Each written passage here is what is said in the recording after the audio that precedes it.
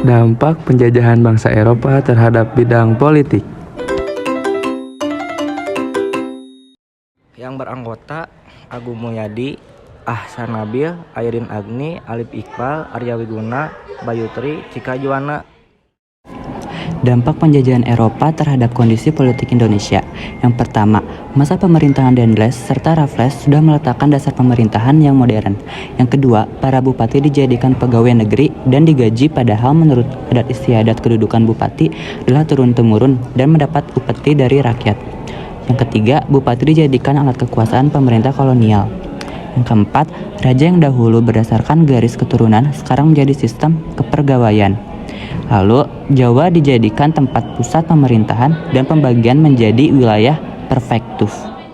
Yang keenam, Belanda dan Inggris melakukan intervensi terhadap persoalan kerajaan.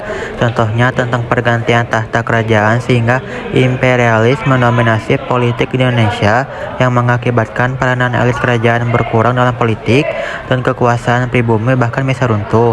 Yang ketujuh, perubahan dalam politik pemerintahan kembali terjadi akibat kebijakan politik Pax Netherlandica di akhir abad 19 menuju awal abad 20. Yang kedelapan, sistem pemerintahan Indonesia sekarang merupakan warisan dari penerapan ajaran trias politika yang dijalankan oleh pemerintahan kolonial Belanda. Selanjutnya ada tanggapan, tentu banyak dampak yang sangat menyebabkan perubahan dan kerugian pada Indonesia yang saat waktu itu berada di bawah kekuasaan bangsa Eropa. Bangsa Eropa dapat mendominasi Indonesia dan mengubah kebijakan-kebijakan serta cara kerja sistem yang pada itu telah dilakukan oleh Indonesia. Yang kedua ada solusi, sistem trias politika yang diterapkan di Indonesia yaitu kekuasaan legislatif, kekuasaan eksekutif, dan kekuasaan yudikatif. Pada kekuasaan eksekutif dipegang oleh presiden dan bisa menyebabkan presiden semena-mena. Untuk mencegah hal itu, maka kekuasaan legislatif yaitu MPR dapat memberhentikan presiden dengan cara.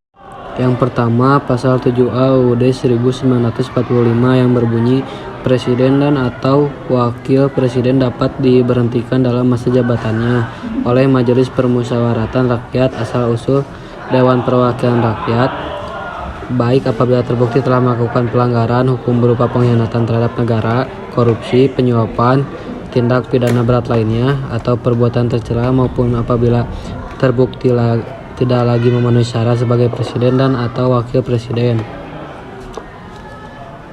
Lalu keputusan MPR atas usul pemberhentian presiden dan atau wakil presiden harus diambil dalam rapat paripurna MPR yang dihadiri oleh sekurang-kurangnya 3 atau 4 dari jumlah anggota dan disetujui oleh sekurang-kurangnya 2 atau 3 dari jumlah anggota yang hadir.